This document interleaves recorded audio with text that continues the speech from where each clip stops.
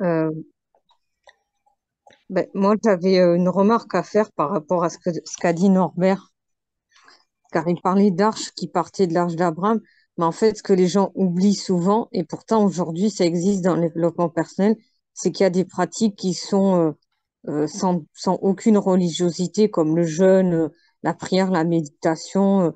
C'est des choses libres et universelles. Et d'ailleurs, un point commun énorme qu'a toutes les traditions, je pense, c'est la morale, tout simplement. Ben, tous les grands initiés, ils ont eu des exercices spirituels, quoi. Il y a la dépendance. On est, combien de quoi je suis dépendant? Combien de fois je peux... Bon, la nourriture, c'est une dépendance. Tout dépend comment je peux faire pour m'organiser à ce niveau-là.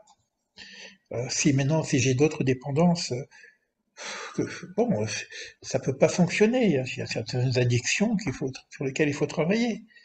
Parce qu'à ce moment-là, bon, c'est très bien qu'une addiction, ben, je suis dépendant, je suis prisonnier, donc comment je peux avancer avec ça, quoi.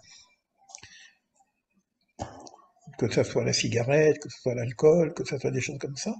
Il y a une hygiène de vie qui est indispensable. Quand on a parlé du rapport entre le corps et l'esprit, il y a quand même une hygiène de vie, hein. Ça ne veut pas dire que je ne bois plus d'alcool, c'est pas ça, mais il peut y avoir une fête, etc., Shabbat, on peut profiter un peu, etc., mais il y a une hygiène de vie. Il y a quand même une hygiène de vie. D'une façon générale, il y a une hygiène de vie.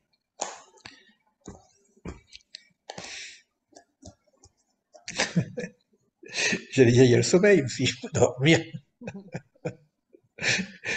Donc, bon, écoutez, je pense que on a pas mal avancé. Et puis, ben, alors, je m'excuse, mais je pense à quelque chose. C'est que dans les traditions, en tout cas de l'éveil ou des traditions d'Extrême-Orient, il y avait des réunions comme ça qui s'appelaient satsang. Les gens, les gens, bon, ils connaissent plus ou moins, et puis ils se retrouvaient pour faire un échange comme ça. C'est voilà, c'est une forme ça faisait partie aussi en tout cas de l'initiation. Moi, je sais que quand j'étais jeune, j'allais dans ces réunions de satsang avec les maîtres de l'éveil, etc. Des fois, il y avait de la méditation, mais souvent, c'était un discours. Regardez Krishnamurti, il s'assoit, il parle avec le monde, etc. Donc, ça se fait un peu de partout, ces choses-là, hein. Donc, ça veut dire que c'est pas obligé d'avoir aussi des formes de courtes. On parle par exemple, souvent je fais des trucs un peu j'appelle sans filet, quoi. Voilà, on prend un sujet, on discute, et puis on partage et on avance. Ou on prend un ouvrage qu'on étudie, un même seul, et puis on fait une réunion pour savoir qu'est-ce qu'il y a, les questions qu'il y a derrière, qu'est-ce qu'on a compris, pas compris. Euh, les écoles talmudiques sont de très très bonnes écoles d'enseignement parce que ça nous permet de voir comment ils fonctionnent. Euh, le, le- le groupe de parole sur un texte et toutes les discussions qu'il peut y avoir.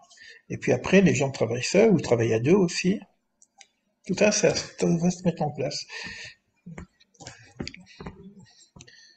Voilà. En tout cas, pour l'instant, c'est quelque chose qui est en train de...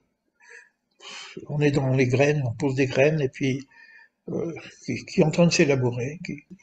Ce que je veux faire aussi ici à Jérusalem, je suis en train d'aménager la maison pour que ça soit aussi un centre d'accueil, quoi.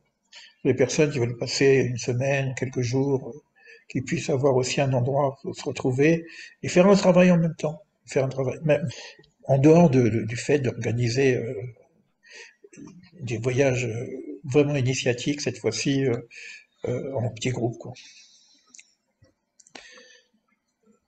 Bon, avec l'aide de Dieu, on va pouvoir peut-être avoir d'autres intervenants qui pourront alimenter aussi notre petit groupe. C'est bon? Ouais. Ça va?